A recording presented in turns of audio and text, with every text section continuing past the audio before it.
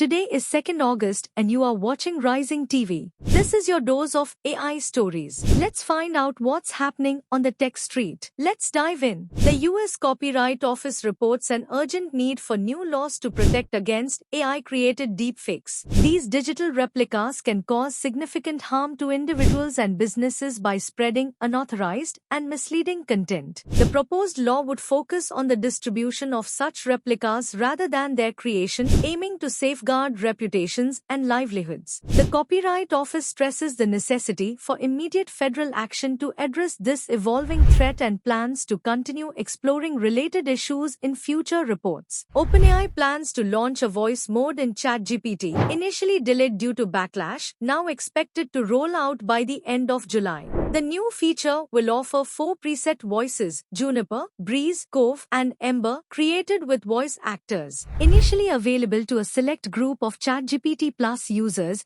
it will expand to all Plus users by fall 2024. This mode allows seamless voice interactions using a new text-to-speech model and Whisper, an open-source speech recognition system. To enable it, users can navigate to Settings, opt into voice conversations, and choose their preferred voice. Taco Bell is introducing AI-powered voice ordering at drive-thrus. This new system, tested in select locations, aims to improve efficiency and accuracy in taking orders. The AI technology can understand and respond to customer orders, streamlining the process and reducing wait times. Customers can expect a more seamless experience with this innovative approach, which is part of Taco Bell's ongoing efforts to enhance customer service through technology. The company plans to expand this feature based on feedback and performance. NVIDIA CEO Jensen Huang and Meta CEO Mark Zuckerberg believe every business will eventually use AI, much like having a website or social media presence. At SIGGRAPH Conference 2024, they discussed AI's future,